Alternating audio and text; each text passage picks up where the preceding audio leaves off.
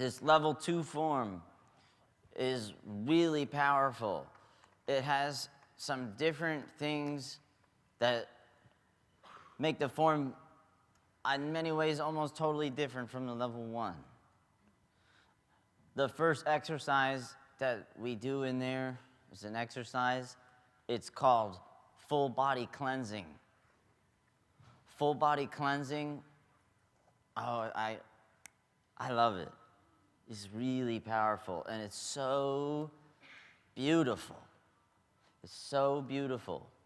I feel, after doing Qigong for 10 years and seeing a lot of different styles, the most important thing, the most impressive thing, the thing that is the most beautiful about Qigong is when you see somebody and they are so sincere. Sincere. I've seen so many different people practicing the Qigong, and when you can tell what even they are not belonging to a religion, but you can see that they are in the moment, and they are in the holy moment. For them, that moment is holy.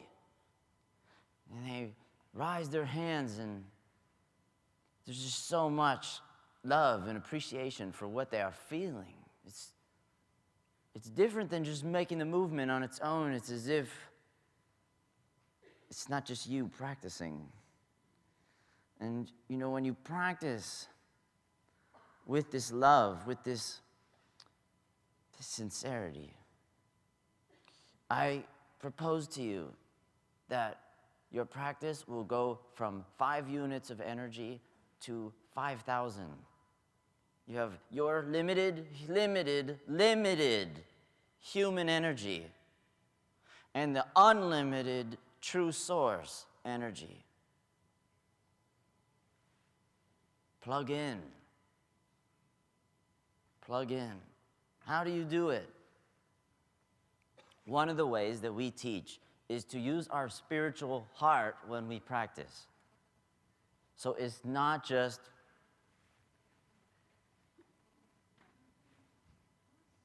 there's more going on, right? It's the appreciation. It's also the recognition. Now, there's a reason why I said in the beginning, maybe this isn't for every single person here, this type of teaching, but I have to share it with you. I won't sleep at night if I don't. Because I feel like I cheated you. Not tell you the best part. We do this movement, you'll see, where it's like we just hold our hands out. You'll see, we just do this. And this is, for me, this posture represents more than just a wrist rotation. For me, this posture, for the instructors, this posture is a surrendering posture. It says, I need your help. It says, please, I know you are the true source. I come to you. And you will feel that. It's not a press on chi. It's not a breath. It's just, I receive you. Thank you. And the more sincere you are, you may find yourself so full, you'll just have to find something to do with it. But that's what happens to many of the saints and the sages of the antiquity. It was never just a technique. It was always about really connecting to the true source, to the Tao, whatever we would use to call it. But it really is that desire. The stronger your desire, the more the connection.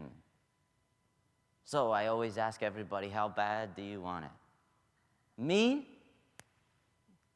I want it really bad. It's the most important thing to me, actually.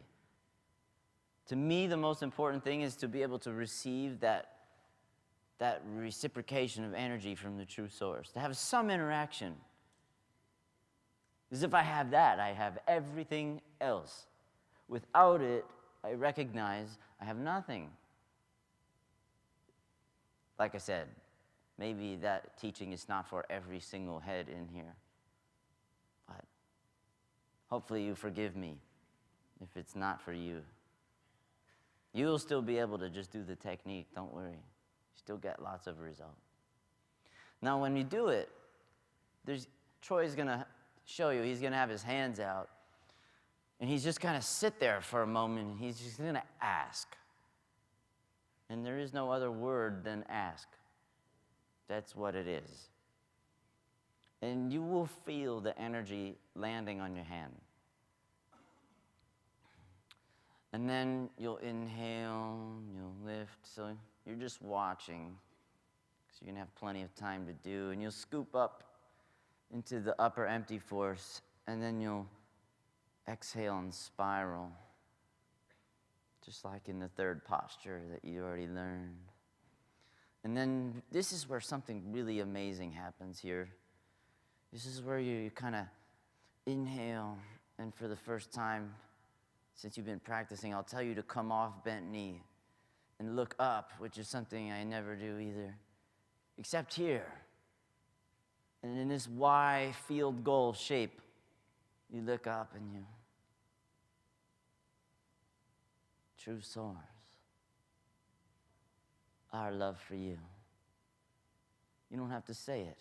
You just have to feel it. And then you'll bend at the elbows and bring them above the head, just like this. And then you'll inhale and raise an inch and press on the chi. And then you're going to exhale and visualize a cleansing white light from the true source, cleansing you down, hands at 45-degree angle, down to the navel. And at the navel, you will shift your weight back onto the back of your foot. So we need to talk about rooting posture a little bit for a moment.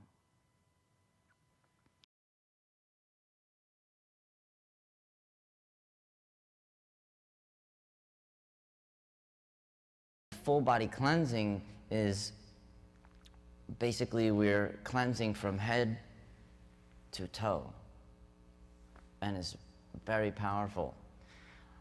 Some of the things that make that exercise really powerful is the understanding of rooting, how to stand, and how to change the positions. So just a little bit of theory for you. Okay. On your feet, you have lots of special points that when you press here, it corresponds with the chest and lung area. Inside here is your intestines. It's reflexology. There's a point. It's here. You can feel it. It's called the bubbling well. Okay? It's here. And this is the equivalent of the Lao Gong point that is right there. Now, energy is constantly coming out of this point, which is what you want. Because this is how most of the blockages or negative energy leaves the body. That's why the feet have to stay open channels, grounded to the earth. We discussed earlier that when we stand on the bubbling well, that point that I just showed you, that you appear straight, forward. You're not as easy to move. Maybe you couldn't move me if I was rooted. So if I'm standing on the back, it's easy. So when we do this full body cleansing exercise, There's a lot going on. It's level 2. We're taking energy and we're bringing the energy down from head to foot. You're going to use a visualization of very bright light going from the head, cleansing you down at the height of your hands. You're going to visualize this light like a blanket of light from God or the true source, cleansing you down at the height of your hand. So you're focusing at the height of your hand, and they're like this going down. Once you reach the navel, something interesting happens. Instead of being on the bubbling well, you're going to still continue moving down. It's all one movement. And you're going to send the energy down and into the earth, out the feet. And you're going to notice something really interesting is when your mind reaches the feet, because you know your mind is going down, right? When your mind reaches the feet, you will feel a pulsation of blood and heat. And that's the qi. So the qi follows the mind. So that's why we visualize the light going down. Now, on the more mechanical side, we're on the bubbling well point, which is towards the front of the foot, right? When you get past the navel and continue lowering, you shift your weight back as you visualize it down the legs and out the feet. And what that does is it's like when you stand on the bubbling well, okay? Actually what's happening is you're sealing the energy. You're closing that point. So the energy is building up in you. But because this is a cleansing exercise, it's cleansing down, chasing away all the stress and negativity down. When you reach here, instead of staying on the bubbling well, you're going to shift the weight. And now the weight is on the heel. And what that's like doing is like opening the door. So you open the bubbling well when you come on the back of the foot, because it's not touching the ground.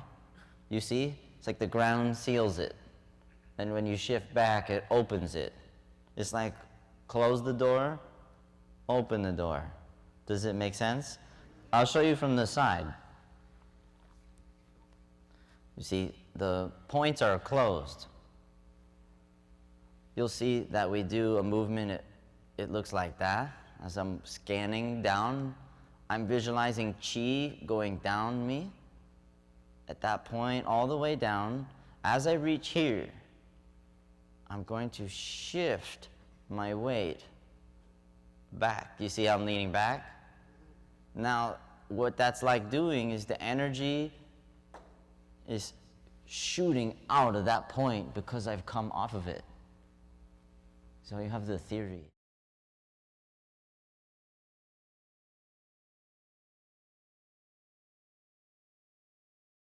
A lot of people are asking if they can see that drawing the bow exercise done without you doing it. So you guys want to see me do it without you having to try and do it while looking.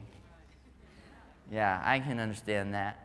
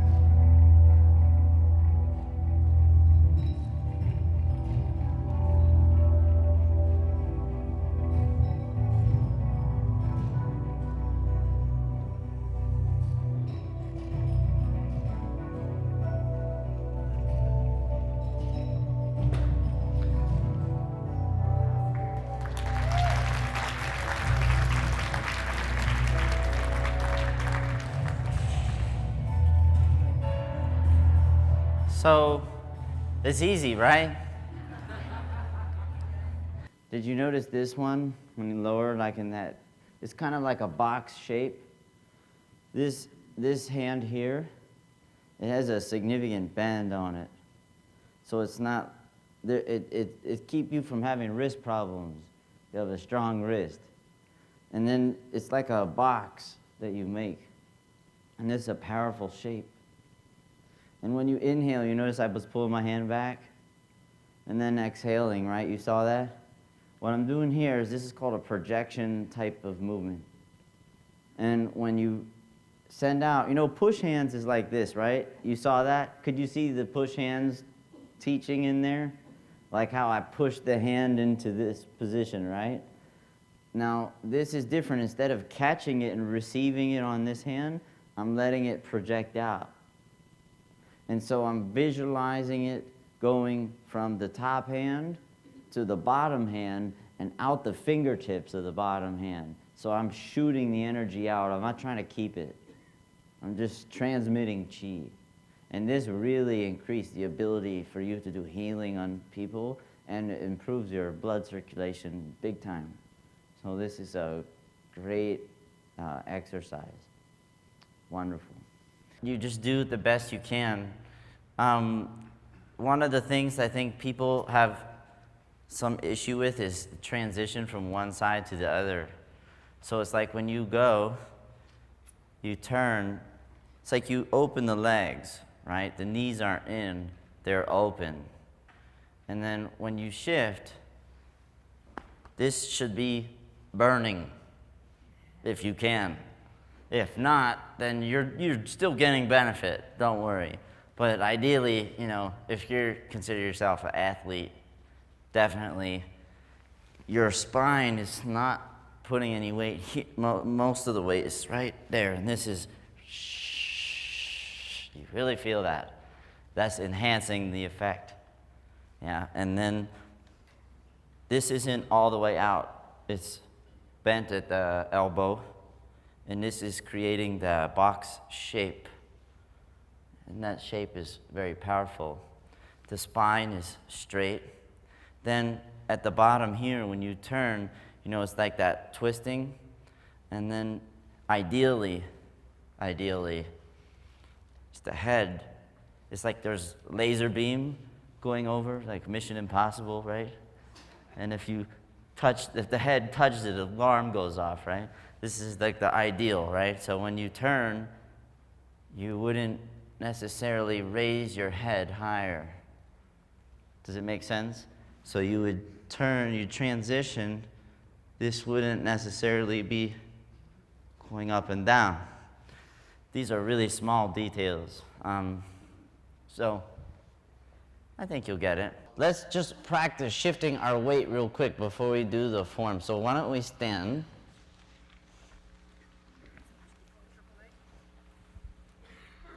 The way we go into that posture is first just come onto your toes. Can you stand on tippy toes? And then out. Bring the back of your foot out. Then put the weight on the back, and then, so you have a V shape. It should be about 1.5 to 2 times as wide as before now. So that's how you're gonna do the exercise. You bend the knees some. And you see how, I'm not like this with my knees in.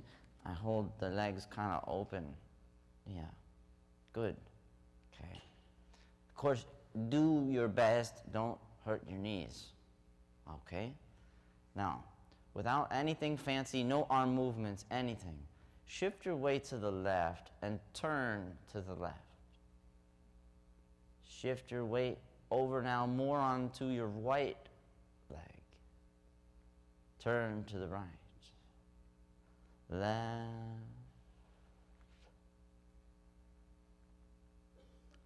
Right. Now, feel that your spine is straight and do it again. Now, come to center. From here. Feel that your height of your head does not go up and down. adjust. Change. If it goes up and down, it's minimal. Change.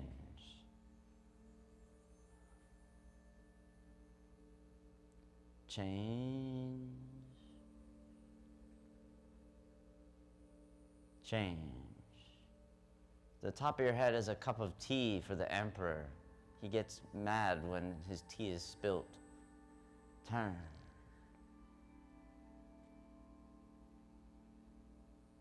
Turn. Now here's the key. Your back leg is straight.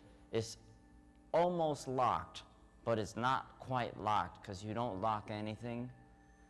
But that back leg is straight. The knee of your left leg is bent. Now, you see my knee? There, right about there. It's not past my big toe. If you pass the knee, past the big toe, like really far over, like a lot of people, they're athletic, they're like, oh, this is all about power. So they go so far. And then this actually long term is bad for your knee. And in Tai Chi law, you would never bring your knee past the big toe. So, you know, you don't want to be here either. Like this isn't the posture. You see, now my knee is way behind my big toe. So it's about, just say, to your big toe. And then the back leg is straight. And the legs are like held open, right? So you're here facing your left. Now change, straighten your left leg as you face the right and bend at the knee. The knee is bent just about to the big toe, no further. Your head is level, look at the horizon. Don't look down now. Change, head level.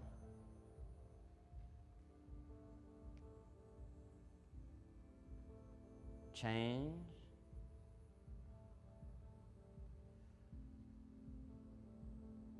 Change.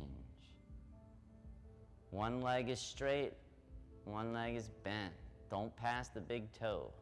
Feel that when you turn more from your waist this time rather than like your upper body. Really feel, try to do it slower. Actually here, put your hands here, like you got your hands on your hips, and feel that your waist is turning. And then go again, turn. Now try so that your head does not change height. It's a little trickier, right? You're thinking about more things. It's like, hey, I gotta think about turning. I gotta think about changing my legs. So one is straight, one is bent, and the weight is over one leg. Then as I turn, gotta think that the head's not really bobbing up and down. So that's it.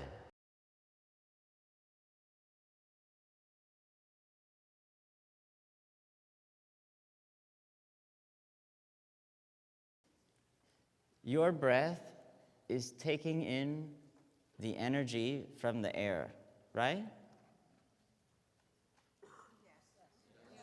Okay.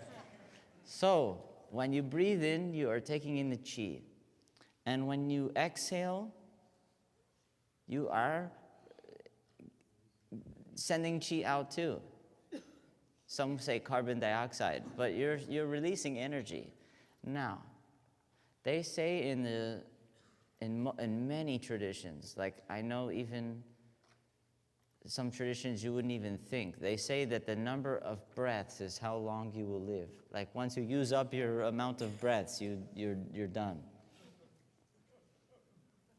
And they say some of the Chinese traditions believe that the reason that the tortoise lives often over 150 years old is because the tortoise breathes only once, twice, or once every 2 minutes. So why would that possibly be from purely scientific answer? Is because when you are breathing in very, very, very, very, very, very, very, very, very slow and exhaling even slower, your body has more time to absorb the oxygen and the energy that you just breathe in. So if I breathe in and then I breathe out right away, then my body doesn't have as much time to process the energy and the oxygen. Does it make sense? Yeah. So if I breathe slower, it's more efficient utilization of energy and oxygen. So how important is slow breathing? Very important. Actually, it's going to be the key for this exercise.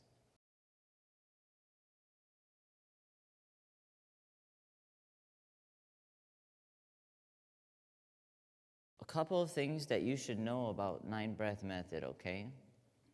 1, it is undoubtedly in all the Qigong that I have tried in my short time on this planet, it's the most powerful exercise I've ever done. And for years, I had great difficulty teaching it because you will see it's a little technical, it's a little subtle. And see, look at me, I'm doing it now. Can you see? I'm manipulating my abdomen. Can you see what I'm doing? Now do it with me. I'm tumoing. I'm doing tumo breathing. Do it with me. You can't see it, right? So it's not like where you can all just copy my movement. It's more internal. Does animation really help you to understand what is going on? Now we have a very good success rate to teach it. Actually, usually most people get it, but not everybody. Some people will do it and they will read the flyer, right? You all saw the ad? Yeah? Did you? You never saw the ad? How'd you get here? You were dragged here, weren't you? Okay. So, but now you're glad they dragged you here. The flyer talks about 9-breath method. And it says specialty exercise. And so people read about did you read the article or the interview? Some people have read it. And so what ends up happening, and rightfully so, there is a lot of expectation with this exercise for people. They know, they've heard me talking about it, and so they have a lot of expectation. And so while that's okay, I think it's kind of unavoidable with all that I say about it, at the same time, be patient with yourself, because some people get it right away, and some people, they really get it, but it just takes more time. So it's important to practice without struggling to get it right away. Does it make sense? Because this is a high-level practice. This is the kind of thing you learn after 20 years. But it's safe. How do I know it's safe? Because we've taught a lot of people. However, there is one safety precaution that you need to know.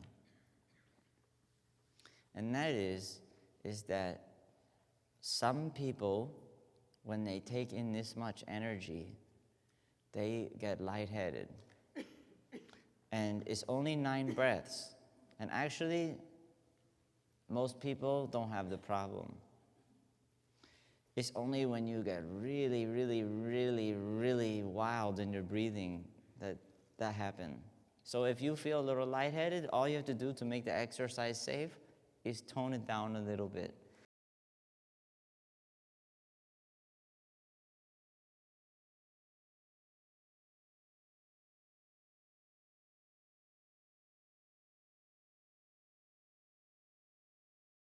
This exercise has 3 components, okay? One is it has the warrior's breath. Do you remember that one? It's kind of like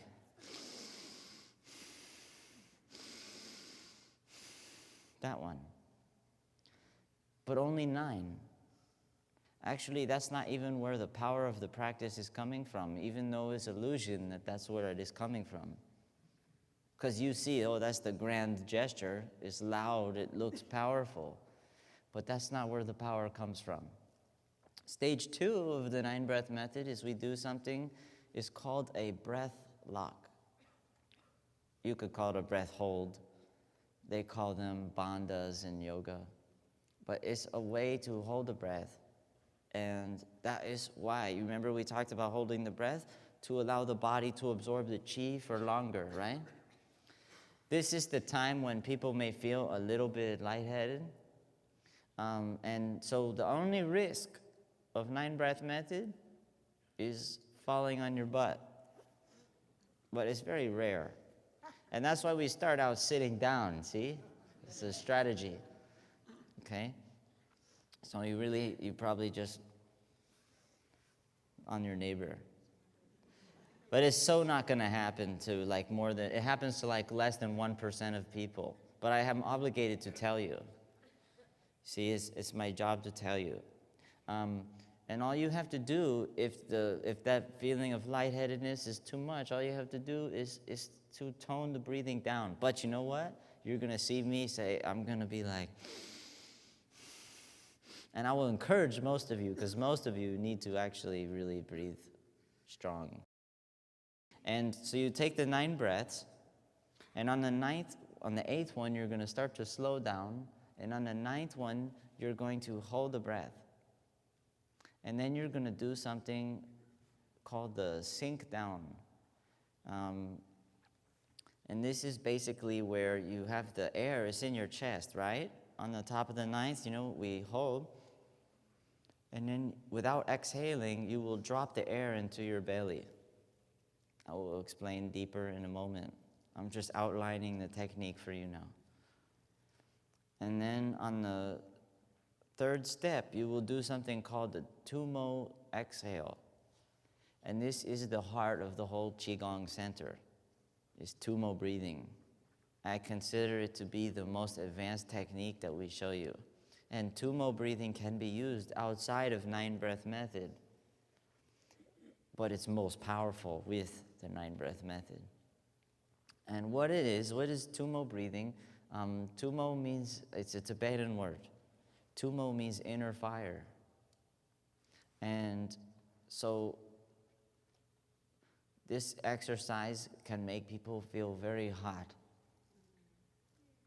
And actually, I don't know if you know, but some of the Tibetan monks, they can go naked outside in the snow and dry out wet towels while they are naked in the Himalayas. So I don't know how to do that yet. I'm working on it.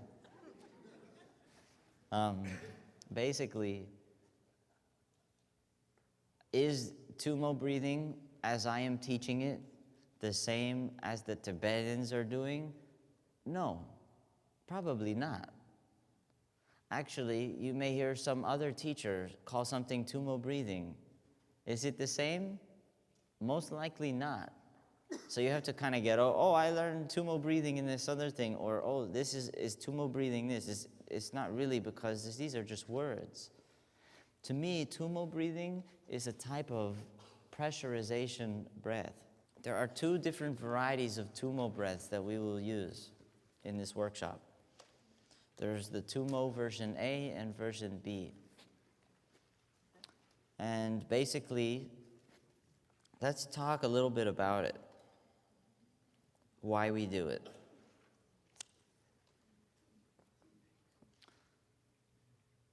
Your body is running on circulation of blood and qi.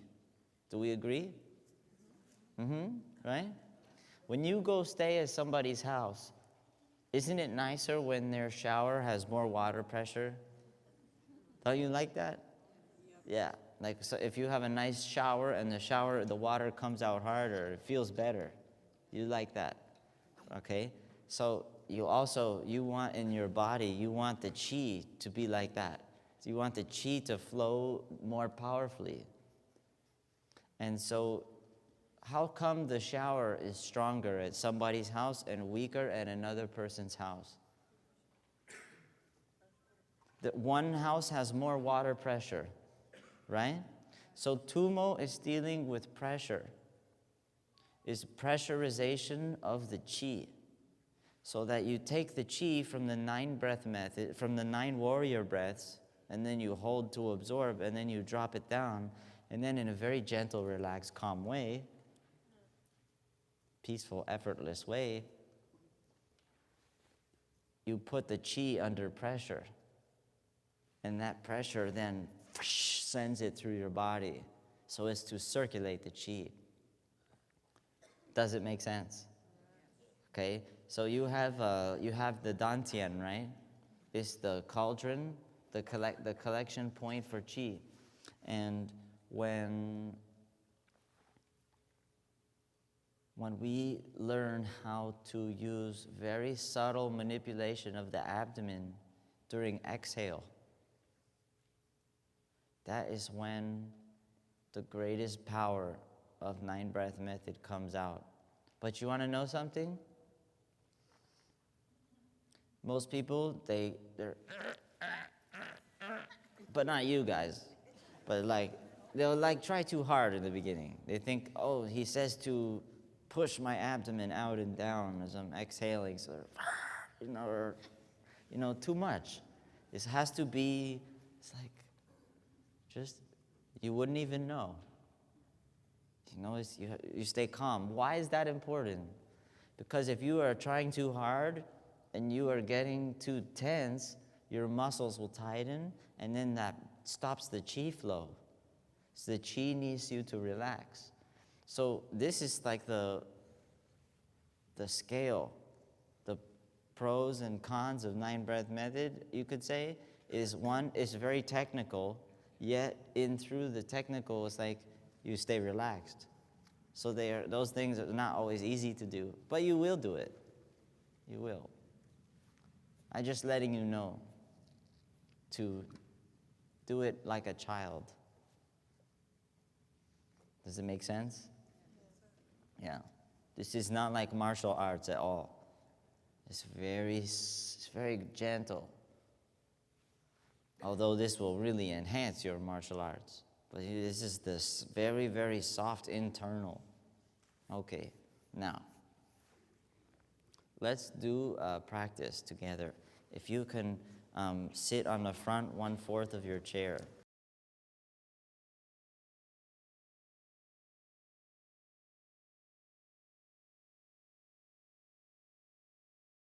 This was the ideal.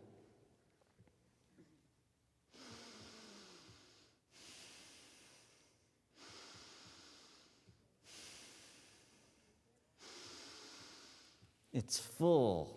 It's not hyperventilation. Hyperventilation is, they call that breath of fire. I call it waste of your time. But you do abdominal, right? You add this abdominal, 9 breath. No, I shouldn't say that, right? But I don't like that breath. I don't like it. It's just a personal. I don't like the fast, I really do not like it. Because it raises the heart rate. It goes against everything that Qigong is trying to do. And you can oxygenate your body better by taking a slower, deeper, more powerful inhale. So definitely not fast. I would say smooth. Powerful and smooth. So it's like a connected breath. It's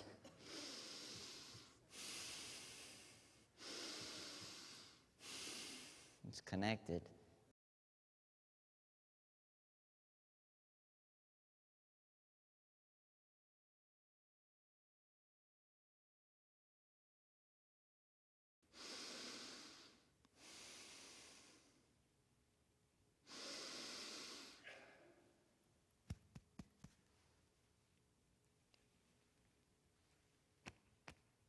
It's all here. And it's round. And if you look in the manual, you will see on page 49, it looks like I'm in labor. So that's the posture. The belly will get as far out as it possibly can. Okay? And what this is doing is it's taking all the air from up here and it's oxygenating the lower body. Does it make sense? Yeah. There was a guy who had he had some severe emphysema, and he was wheeling an oxygen tank into the seminar. You know, everywhere he went, he had the oxygen. And he has a machine that can measure the amount of oxygen in his blood. And after doing 9-breath method, it went from 92 to 98, which he said it never had been that high in his whole life. So you know that the disease doesn't like the oxygen. So it's good.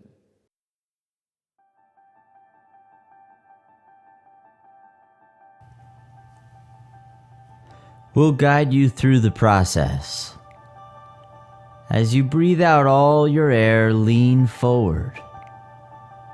And breathe in, coming back. And exhale, lean forward. This back and forth motion helps us achieve a smooth breathing rhythm. The upper chest and rib cage expands in the warrior's breath. We make the breath loud through the nostrils, and we start to slow it down on the 8th breath to give us a chance to relax. And on number 9, notice what happens. As he breathes in and fills up his chest, he pauses and then drops it down to a rounded abdomen and exhales, keeping his abdomen pressed out and down, thinking about energy entering in the navel point. Afterwards, we take 3 deep abdominal breaths where the abdomen gently fills up all the way, getting round, and then comes back towards the spine. A good 9-breath method will feel a strong sense of pulsation in the navel center. With regular practice, the sensations become stronger.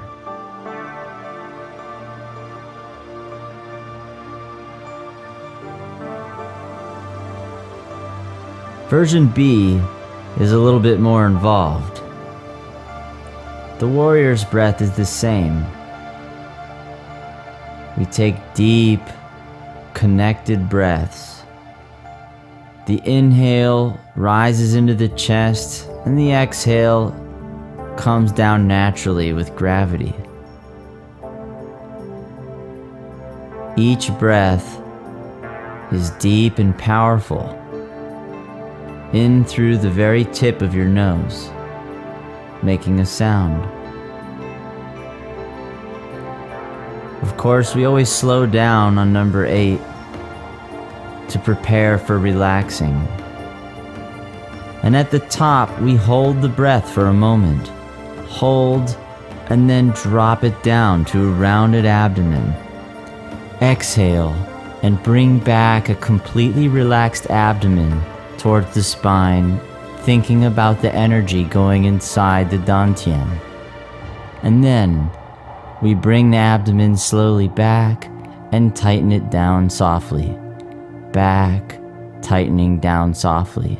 It's like a staircase. It's a way of gently packing qi into the dantian.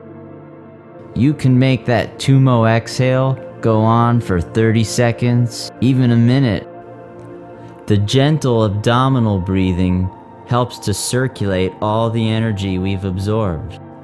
Remember that regardless of appearance, this 9-breath method is a gentle exercise.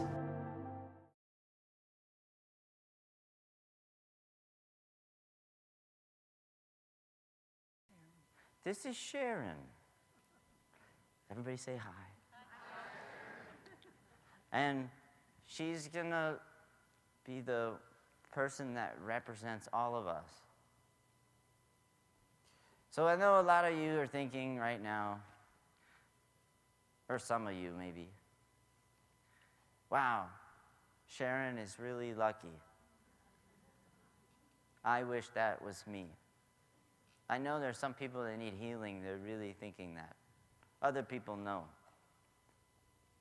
Other people, they're just thinking that she gets the highest good for her life plan, right? That's actually what I would project when I do it, is to ask for the highest healing and ask that she fulfill her life plan. And do you realize that that is so huge? Do you realize that if one person, one Sharon, if she fulfills her life plan to the highest level, do you realize how big that is for the planet? If only one person does it? It's huge. It's absolutely huge. And so what we're going to do is we're all going to pray for Sharon.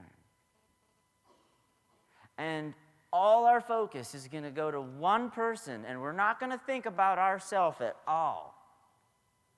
It's all about someone else. But you know what the best part of this is?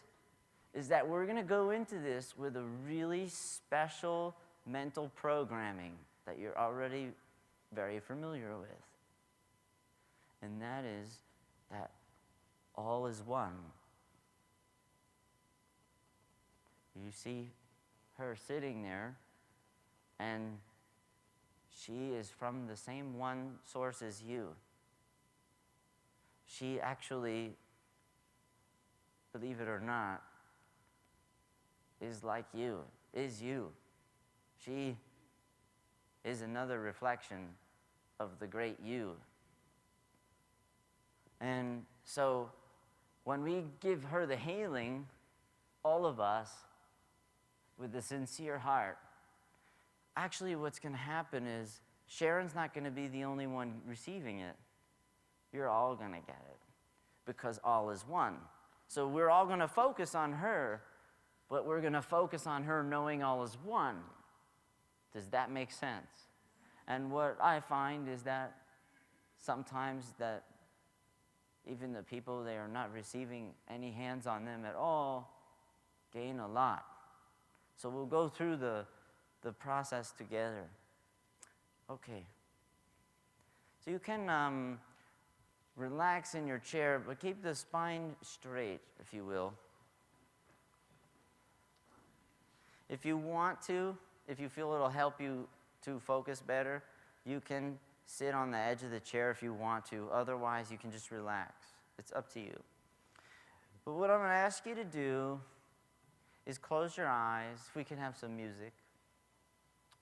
Just close your eyes and relax.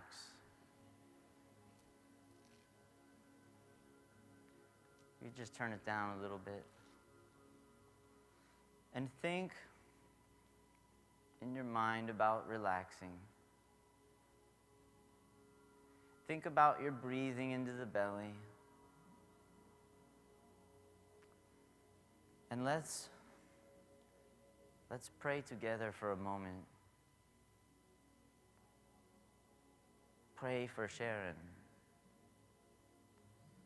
True Source, we come to you and we ask you for your blessing on this healing session. With your blessing, we have everything, and without it, nothing. So we come to you and we face you.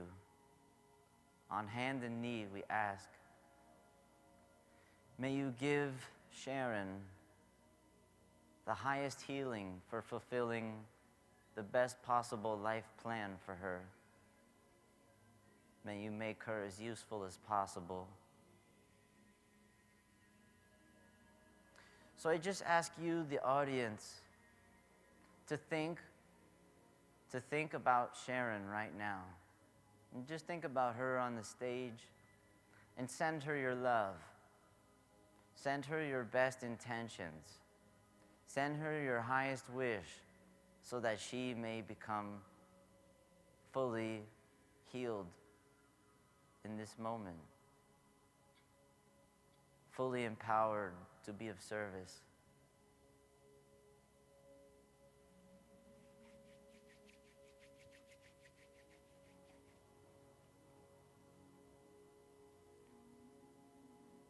So I may talk a little bit to say what I am doing.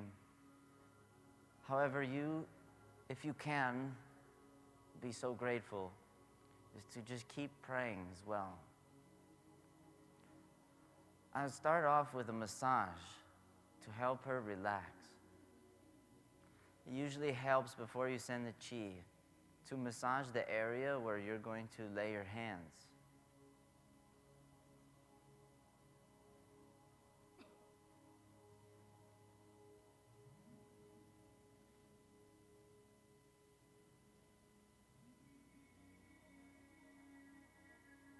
I like to put my hands on the shoulders.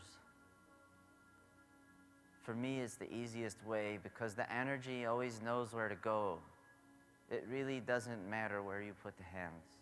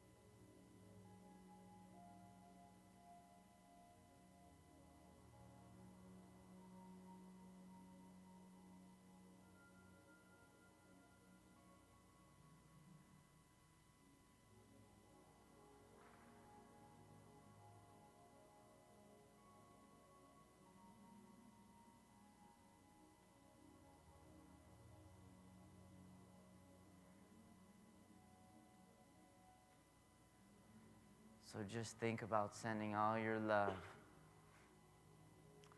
all your blessings, all your healing energy that you have to share.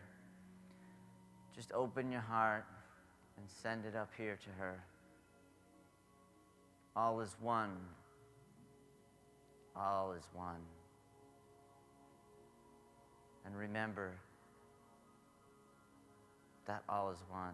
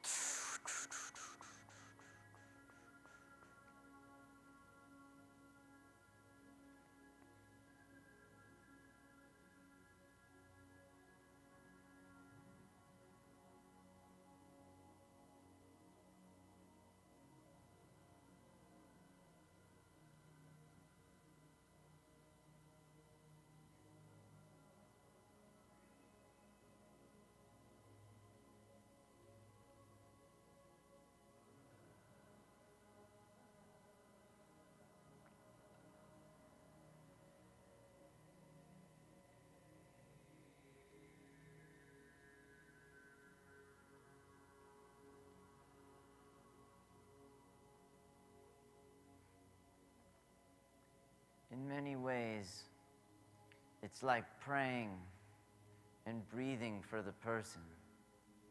You breathe the life into you and then process it and send it out. Ask for the blessing of true source. For our efforts alone, they are not enough. The people of this world need a miracle, and all is one. So while you may see a form named Sharon on the stage, all is one.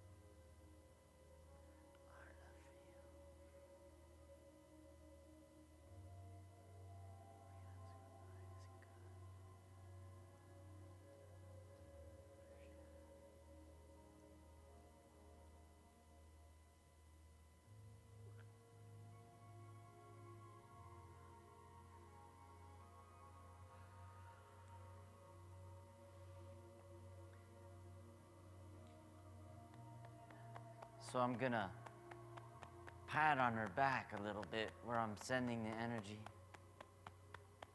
and let her know that we're just starting.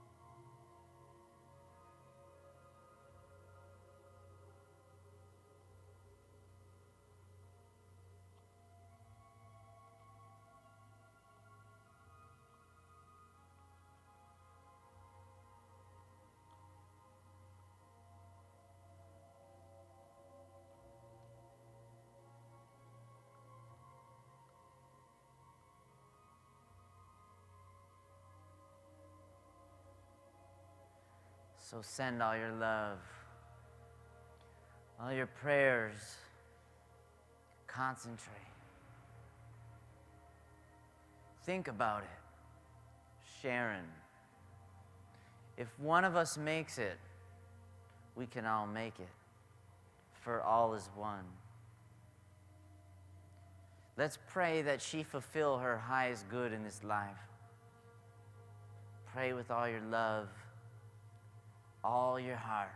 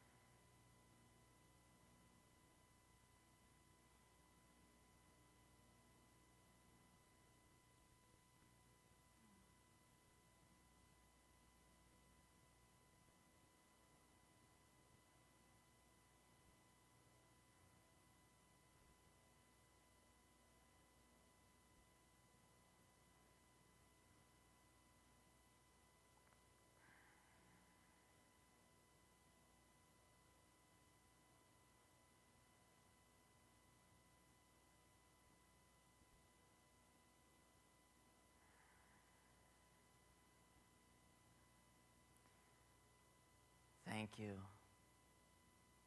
true source.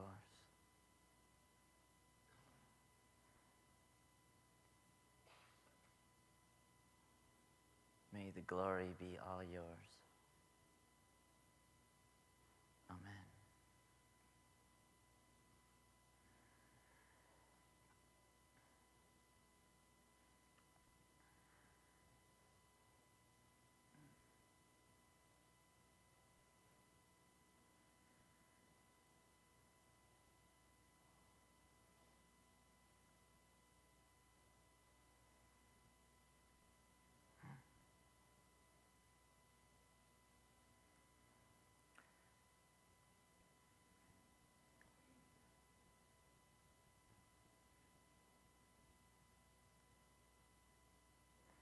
So, there really is no words right now. So, we'll take a break and come back for presentation 4. Thank you.